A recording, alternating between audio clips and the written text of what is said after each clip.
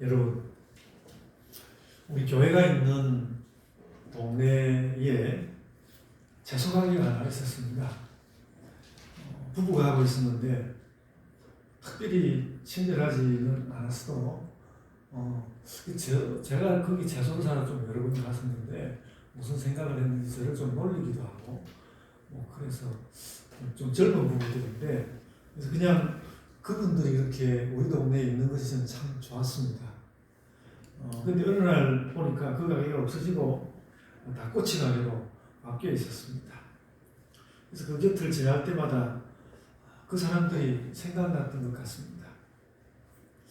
저는 내가 자꾸 그 사람들 생각이 날까 그런 생각을 하다가 이것이 도시 생활의 트라우마이겠구나. 트라우마라는 건 아무데나 쓰는 건 아닌데 굉장히 이게 트라우마라는 것을 느꼈습니다. 여러분, 우리가 요즘 큐티하고 있는 전도서가 그 비슷한 사실을 알려주고 있습니다. 저는 이 전도서를 읽으면서 사람의 중대한 심적 사실 하나를 발견하였습니다. 예외 없이 모든 사람에게 인생 최대의 트라우마는 죽음이라는 것입니다. 사람들은 그래서 죽음, 종말, 최후, 마지막, 종은 이런 여러 가지 말들을 써가면서 그래도 그 죽음이라는 끝장이 난다는 두려움을 넘어가려고 합니다만 쉽지 않은 것 같습니다. 뭔가 제대로 되지 않고 제대로 아는 채로 끝이 나는 것에 대한 트라우마가 모든 사람에게 있는 것 같습니다. 그래서 내가 아무리 내가 많이 갖추고 사람들 보면 참 잘 갖춘 사람이 있습니다. 잘 갖춘 사람이 있고 실수도 절대로 안 하고 그런 사람들이 있는데요. 그렇게 아무리 그 세상에 좋은 것을 다 갖추고 있어도 그렇게 하면서 모든 추함을 다 물리친 것 같이 보일지라도 죽음과 마지막은 오고야만 합니다. 그래서 아무리 또 컴플렉스가 없는 사람이라도 이 마지막이라는 종언이라는 트라우마는 피할 수 없다는 것을 제가 알았습니다. 우리가 별로 생각하지 않았는데 여러분들이 별로 생각하지 않은 것을 제가 우리는 이런 트라우마가 있어 가르쳐 드려가지고 맨날 죽음의 트라우마에 여러분 시달리게 하는 이유는 없는데 그런 것이 있다는 것을 알았습니다. 그리고 예수님의 복음은 사실 이 트라우마를 심리적으로 이 트라우마를 극복하는 것이 대단히 중요하다는 것을 함께 깨닫게 되었습니다. 그래서 예수님이 그 요한복음 3장 17절에 무슨 말씀하셨는가 하면 내가 심판을 하러 온 것이 아니라 구원을 하러 왔다. 그 말씀하셨어요. 내가 심판을 하러 온 것이 아니고 구원을 하러 왔다. 그래서 심판으로 끝장난다는 것은 사람들이 태어나면서 다 가진 트라우마입니다. 다른 기독교가 아닌 종교를 가진 사람들은 기독교인들이 그런 걸 너무 강조한다고 말하기도 하지만 아닌 것 같습니다. 기독교인이 아닌 사람들도요. 그 뭔가 그렇게 심판으로 끝장날 수 있다는 것에 대한 그런 어떤 인생에 저 멀리 있지만 트라우마처럼 가진 것이 있는 것 같습니다. 그래서 복음의 예수님은 그걸 만져주겠다는 말씀을 하시는 것입니다. 그래서 이 종말 트라우마는 얼마나 강력한지 예수님이 그렇게 복음을 가져다 주었는데도 완전히 그 복음의 말씀, 은혜의 말씀에 잘 젖어들지를 못하고 그냥 은혜의 말씀에 팍 젖어들면 되거든요. 근데 그렇게 젖어들지 못하고 자꾸 사람들은 그 마지막이라는 죽음이라는 끝장이라는 그 트라우마와 복음 사이를 왔다 갔다 그래서 그 성도들을 보면 어떤 때는 은혜가 충만했는데 어떤 때는 그렇게 은혜에 충만했던 그 성도가 왜 오늘은 나한테 와가지고 불평이 많고 저렇게 힘들어 보일까 그런 때가 참 있거든요. 왔다 갔다 이렇게 종말과 복음 사이를 왔다 갔다 하는 그런 것을 보게 됩니다. 그렇습니다. 그리고 성경 자체가 또 그런 인상을 안 주는 게 아니라 성경 자체가 그런 인상을 줍니다. 다시 말씀이지만 예수님의 복음은 분명히 트라우마의 치유를 내가 너희가 끝장난다 할지라도 내가 너희들에게 그 구원을 주기 위해서 왔으니까 너무 그렇게 힘들어하지 마라. 그렇게 치유의 말씀을 하고 있는데도 전도서에 많은 말씀은 이 종은 끝난다는 종문의 트라우마를 상당히 강하게 표현합니다. 사실 여러분 이 전도서라는 게 딴 게 아니라 죽음에 관한 이야기가 들어있는 겁니다. 죽음에 관한 이야기입니다. 본문은 그 트라우마를 뭐 일목요연하게 보여주는 그런 말씀은 아닌 것 같습니다. 그러나 이 오늘 본문도 가만히 들여다보고 있으면 이것이 죽음의 트라우마, 끝장난다는 그런 트라우마로 느껴집니다. 그리고 전도서 전체에서 그덕 헛되다고 말하는 것은 다른 것이 아니라 죽음과 관련되어 있습니다. 그리고 또 전도서가 치유책도 제시를 합니다. 그런 면에서 치유책도 제안하니까 이 전도서는 어떻게 보면 이 죽음과 종언의 트라우마를 알려주고 또 거기에 대한 답도 하는 상담서로서 상당히 의미가 있는 책이라고 저는 생각을 합니다. 그리고 한 걸음 더 나아가서 한편 신구약 성경을 다 알고 있는 설교자로서 저는 이 죽음과 헛됨의 트라우마는 전도서가 묻고 복음서가 답한다. 그것을 아십니다. 전도서가 묻고 복음서는 답한다. 전도서는 묻고 복음서는 답한다. 저는 전도서를 아무리 잘 해설해도 전도서로서는 온전한 답이 아니라고 봅니다. 전도서가 묻고 복음서가 답한다. 그러려고 예수님 오신 것이죠. 다시 말씀이지만 요한복음 3장 17절 그 말씀은 이 종문의 트라우마를 만져주는 말씀입니다. 내가 너희를 심판하려고 온 거 아니고 구원하려고 왔다. 그렇게 만져주는 거예요. 헛되게 심정하지 마라. 너희가 죽음이 걱정이냐 어떤 판결인지도 모르는 심판이 두려우냐 나는 너희에게 그 문제를 풀어주려고 하는 것이다. 나는 죽은 너희를 살릴 것이고 심판 때는 내 죽음으로 그 죄의 값도 치를 것이다. 죽음과 심판을 그렇게 넘어갈 수 있다. 넘어가라. 오늘날도 넘어가면서 이렇게 살아라. 이렇게 말씀하시는 것이죠. 저는 오늘 설교를 준비하면서 그 성경적 상담, 제가 늘 성경적 상담을 이렇게 변화하고 싶은데, 뭐 성경적 상담을 변화한 사람이 우리나라에 몇 명 안 되는 것 같아요. 상담을 전문을 한 사람들은. 하여간 성경적 상담의 새로운 가능성을 느껴보았습니다. 제가 예전에 그 종신대 박사과정에서 철학 상담 수업을 준비하고 있습니다. 그때 바로 이 헛됨과 죽음과 종말의 트라우마에서 출발해야 할 것 같습니다. 그렇습니다. 이거 우리가 해결해야 되는 문제이거든요.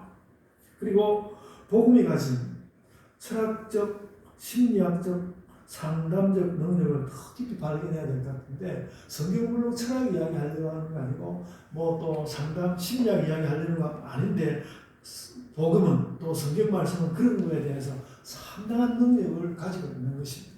그러니까 전도서가 묻고 복음이 답하는 이런 방식은 굉장히 뛰어난 상담서입니다. 그래서 성경이 모두 철학은 아니지만 상당히 철학적인데 그 성경의 철학적 성격은 헛됨을 다룬다는 것이고 헛됨에 대해서 다룬다는 것이고 성경의 또 심리학적 성격은 끝장과 죽음의 그 트라우마를 사람들이 막 가지고 있는 상처 잊지 못하는 그것을 다루고 그것을 만져준다는 것입니다. 그래서 저는 남아있는 전도서 큐티도 철학과 상담의 관점을 살려서 읽으려고 생각하고 있습니다. 오늘 그래서 본문 2절과 3절을 한번 보십시오. 본문 2절과 3절을 보면 이렇게 말했습니다. 여기 죽음의 이야기입니다. 날 때가 있고 죽을 때가 있습니다. 우리 날 때가 있다는 말은 그냥 평범하게 읽을 수 있는데 성경에 죽을 때가 있으면 그럴 때 왜 가슴이 철렁할까요? 날 때가 있으면 그럴 때는 그냥 덤덤한데 죽을 때가 있다면 가슴이 철렁하지 않습니까? 날 때가 있고 죽을 때가 있으며 심을 때가 있고 심은 것을 뽑을 때가 있으며 또 죽일 때가 있고 치료할 때가 있으며 헐 때가 있고 세울 때가 있다. 2절과 오늘 본문 2절 3절은 그런 말씀을 하고 있습니다. 3절에서는 치료와 세움에 대해서도 말씀하지만 그래도 이 두 절을 끌고 가는 내용의 중심에는 죽음과 마지막이 있는 것입니다. 시작하는 것이지만 끝난다는 뜻이죠. 죽음은 그렇게 해서 문제가 되기도 하지만 또 이것은 해소의 대상이 되기도 합니다. 그런데 이 자체만을 볼 때 인상은 그렇습니다. 치료와 세움을 그 2절과 3절을 볼 때 치료와 세움을 말하기는 하는데 그것으로 충분하지가 않고 뭔가 치료책과 세움의 방법은 없는 채로 죽음이 있다면 치료도 있다고 말하면서 한 50%끼리의 상대성만 있는 것 같습니다. 그렇게 트라우마와 치료책이 서로 마주서 있는 것도 그래도 치료책이 있다는 말을 듣는 것만 해도 꽤 다행이긴 하지만 그 절반밖에 없는 거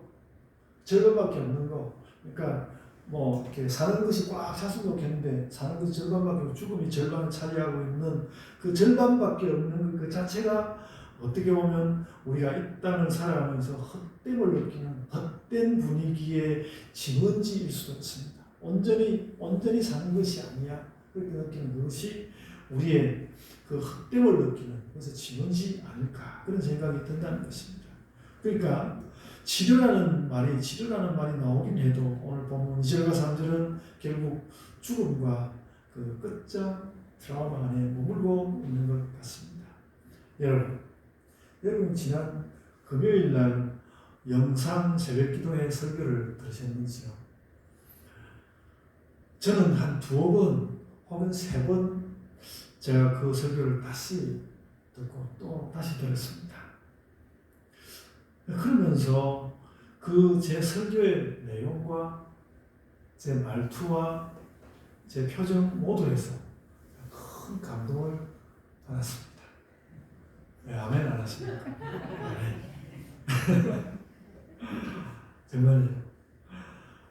그래서 제가 철학 공부를 조금 했다고 기여 있게 말하는 것이 아닙니다.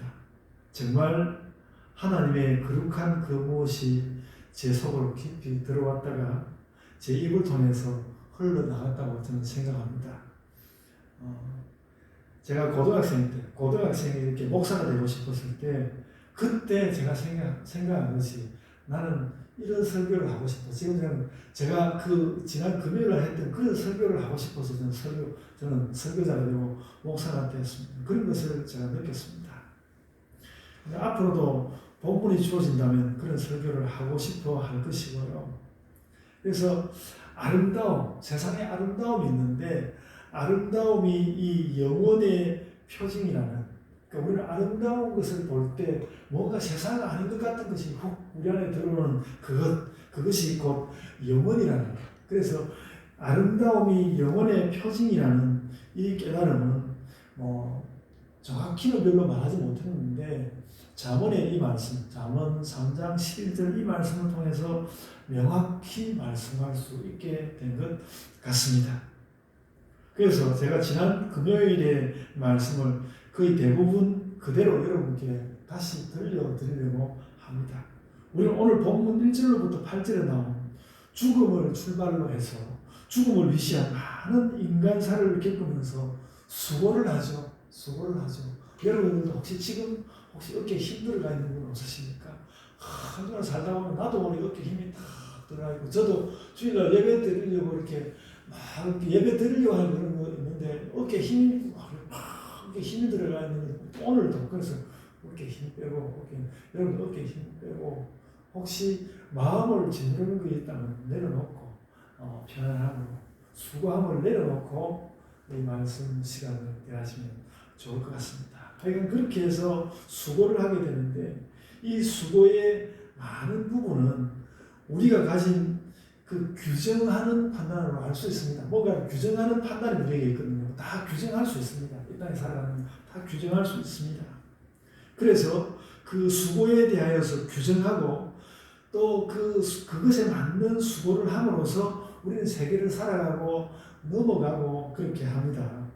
그런데 그런 규정하는 판단 너머에 자리가 있다는 것입니다. 규정할 수 있는, 내가 그동안에 가지고 있던 많은 개념으로 그 규정할 수 있는 그런 판단 너머에 자리가 있다.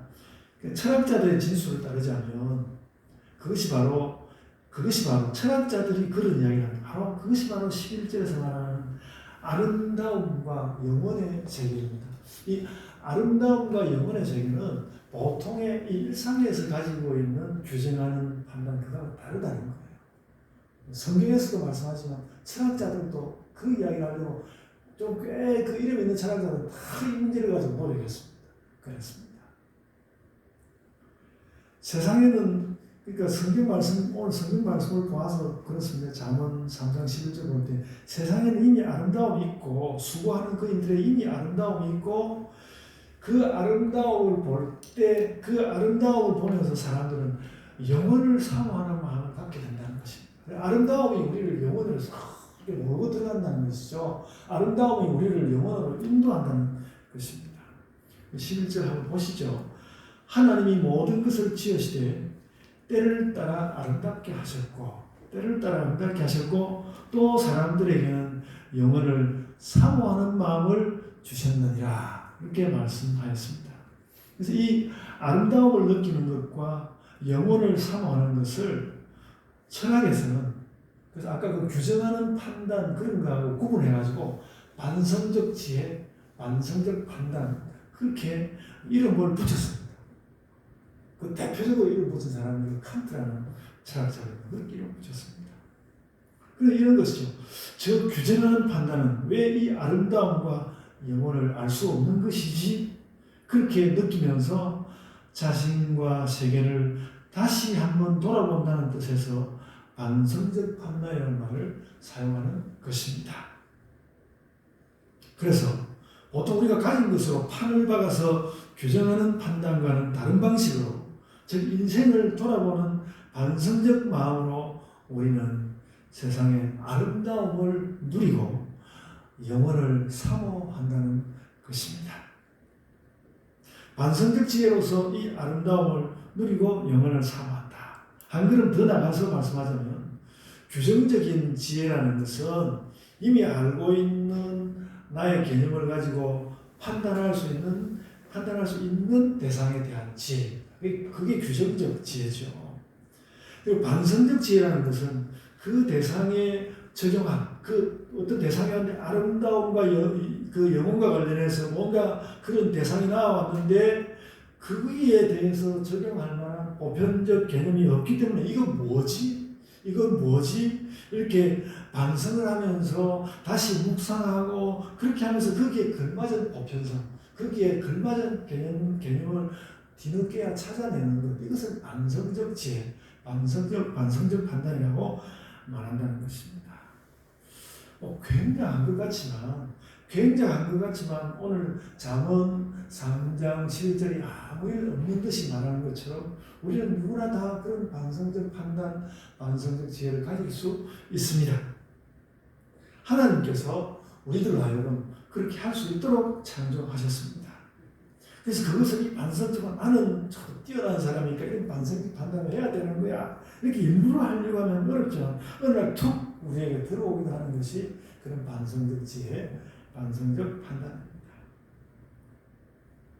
사는 것에 대해서 묵묵히 조용히. 그래서 우리가 우리 자신의 개념으로 이렇쿵 저렇쿵 하는 것을 다 내려놓는 그런 기도를 하려고 하는 것이죠. 그렇게 하다 보면 저절로 이런 반성적 지혜가 일어날 수 있는 것입니다. 그래서 아름다움과 영혼에 대하여 사모할 수 있는 것이죠. 그리고 그렇게 새로 얻은 반성적 그 판단, 그 보편성은 당연히 하나님의 존재와 관련된, 아까 영혼과 관련됐듯이 하나님과 관련되는 것입니다. 우리는 그런 판단 가운데서 자연의 아름다움과 영혼의 숭고함을 경험하게 되는 것이다. 이것이구나. 그런 경험이 없지는 않으시죠. 이것이구나. 그것이 조금 더 많은 길을 원하지만. 그래서 여러분, 다시 정리해 보겠습니다. 먼저 규정적 판단부터 이야기하겠습니다. 내가 이미 가진 개념으로 세계를 이해하고 또 도덕의 법칙을 지키고 그것에서 행복을 느끼는 것은 하나님께서 우리에게 이미 이야기해 주신 복입니다. 이것은 규정적 판단으로 누리는 행복입니다. 그런데 반성적 판단은 일반적으로는 주어져 있지 않은 세계의 아름다움과 영혼의 숭고함을 느끼는 것이란 말이죠. 이런 반성적 지혜에 들어서게 되면요, 그간에 나에게 많이 세상살이하면서 많이 행복이 되었던 많은 것에 대해서 그때 그냥 행복한 줄만 알았는데 그 행복에 대해서 어떤 한계를 느끼게 되면서 행복이었는데도 행복에 대해서 한계를 느끼게 되면서 행복이었음에도 불구하고 그것이 헛되다는 생각을 할 수 있다는 것이죠. 전도서 말씀은 그런 이야기를 하려고 하는 것입니다. 꽤 행복했던 것 같은데 그것도 헛될 수 있는 것이다. 그런 말씀하는 것이죠. 그러다가 다시 또 역으로 하나님께서는 그 헛된 것에 대해서도 일상에서 내가 질서 있고 행복하다는 마음을 가질 수 있는 것이다. 그렇게 깨닫게 해 주신다는 것이죠. 12절, 13절에서 그 말씀을 하고 있습니다. 그래서 반성적 지혜가, 이 반성적인 지혜가 더 깊은 지혜라고 해서 일상에서 한계를 느끼면서 알게 된 행복을 던져버릴 수는 없다. 한계가 있어도 행복은 행복이라는 것입니다. 한계가 있어도 행복은 행복이다. 그래서 여러분 본문 12절과 13절을 한번 보시겠습니다. 12절과 13절을 한번 보시면 사람들이 사는 동안에 기뻐하며 선을 행하는 것보다 더 나은 것이 없는 줄을 내가 알았고 사람마다 먹고 마시는 것과 수고함으로 낙을 누리는 그것이 하나님의 선물인 줄도 또한 알았도다. 이 헛된 것에도 낙은 있다는 것입니다. 그것은 하나님의 선물이라고 또 표현하였습니다. 하나님은 일상에 대한 규정적인 지혜가 있는 행복을 이렇게 분명히 주셨고요. 그러니까 일상에서 좀 한계가 보일지라도 충분히 기뻐하고 행복을 누리면서 이렇게 살아가는 거예요. 전도서는 그걸, 그러니까 헛되니까 그 목에 힘을 탁 빼고 쭉 쳐서 살라는 것이 아니라 헛된 것이 보일지라도 행복은 행복이니까 그 행복감을 느끼면서 살아가는 거죠. 그런데 그러면서도 더 큰 세계, 더 깊은 생각에서 그런 행복을 넘어선 자리가 있다는 그것도 알게 해주시는 것이죠. 전도서는 그걸 알려주는 것입니다. 그래서 그것을 반성적 지혜, 반성적 판단이라고 하는데 세상 사람들은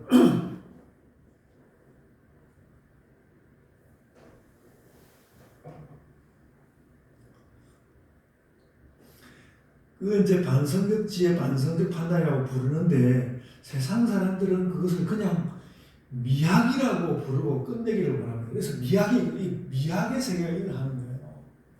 그냥 미학이라고 부르고 끝내기를 원하지만 우리는 그 미학보다는 우주보다 크고 신비보다 깊은 하나님께로 마음이 향하는 것이죠. 전도서는 우리에게 거기에 마음을 향한 것을 말씀하고 있는 것입니다. 그리하여 우리는 규정적 판단으로 질서와 행복을 알고 기뻐하고 그것에 대하여서 헛되다는 느낌을 주는 아름다움도 또 누리면서 아름다움을 보면 또 그런 것이 헛되다는 그것도 누리면서 중요한 한 걸음을 더 나가서 영원한 하나님께서 내 삶에 들어오시는 것을 알고 거기에만 있는 더 다른 어떤 행복을 누리도록 말씀하고 있는 것입니다. 그런데 그것은 11절의 말씀대로 하나님께서 우리가 청량할 수 없게 하셨다. 내가 이거 완전히 알아야 되는데 그렇게 생각하기보다도 그냥 이렇게 뭐가 행복이 들어오면 행복한데 아름다운데 그래 아름다움을 뒷단해서 하나님에 대해서 느끼면 아름답게 느끼고 사실은 그렇게 살면 되는 거죠. 살면 되는 건데 전도서가 굳이 오늘 말씀을 해 놓았습니다.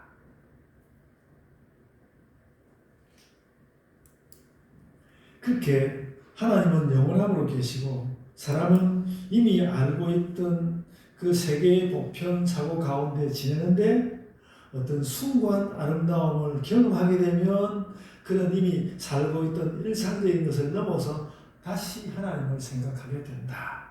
이것이 오늘 저 설교의 제목입니다. 제가 여기 나온 설교 제목 조금 바뀌긴 했습니다만 주고 있는 제목도 아름답고 숭고하게, 이 영혼의 숭고함, 아름답고 영혼의 숭고함을 가지고 살아갑시다. 아름다움은 영혼의 표징입니다. 아름다움이 영혼을 비춰준다는 것이죠.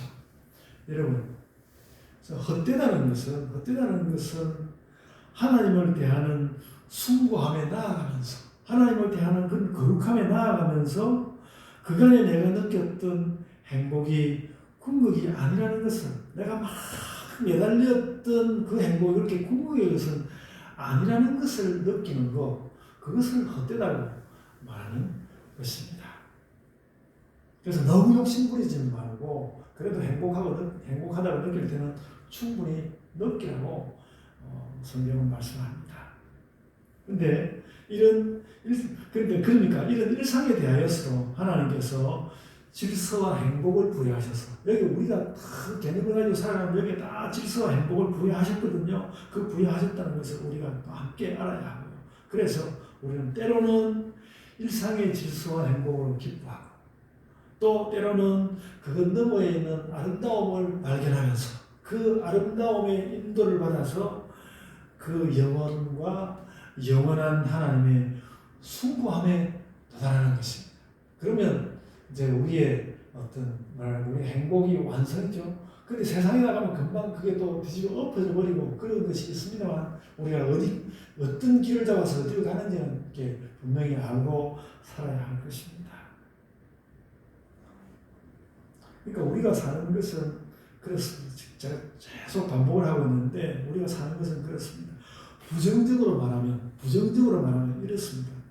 모든 일상에 대한 규정적인 판단, 그것은 한계에 부딪혀 버리고 마니까 헛되고, 한계에 부딪히니까 헛되고, 그 다음에 세계의 아름다움과 영혼을 발견하는 그것에는 이 땅에 내 욕망을 채워주는 것이 없으니까 공허하다고 생각하는 것이죠. 그래서 헛되고 공허하고 아무것도 없는, 부정적으로 생각하면 세상을 그렇게 생각할 수 있습니다.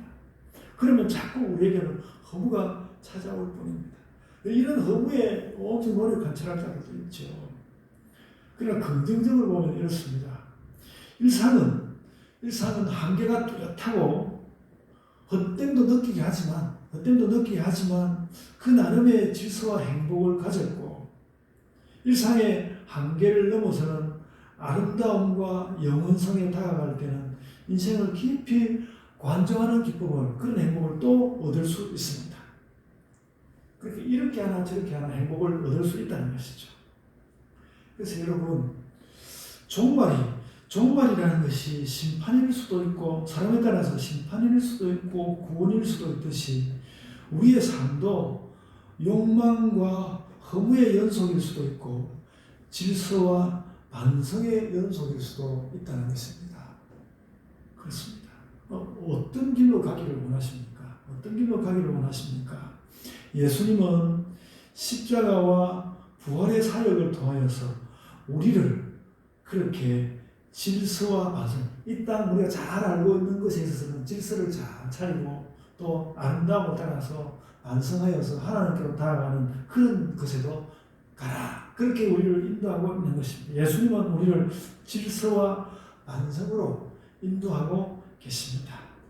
그래서 여러분, 오늘 전도서의 말씀을 이제 끝맺으려고 합니다.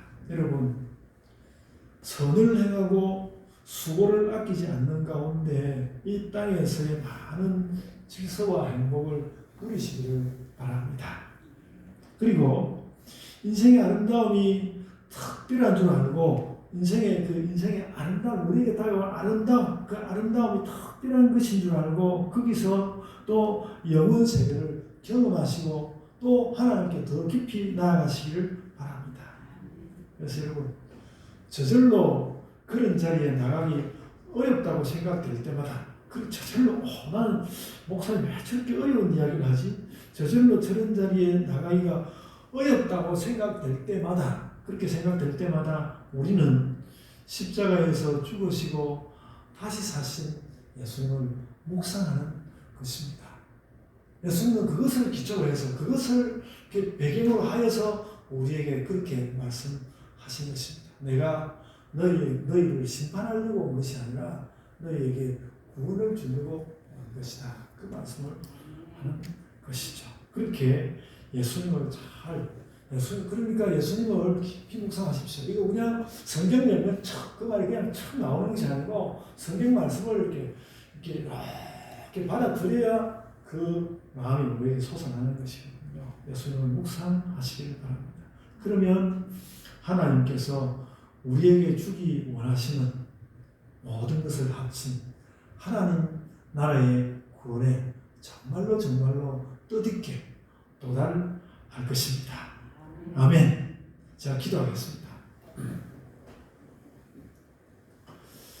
주님,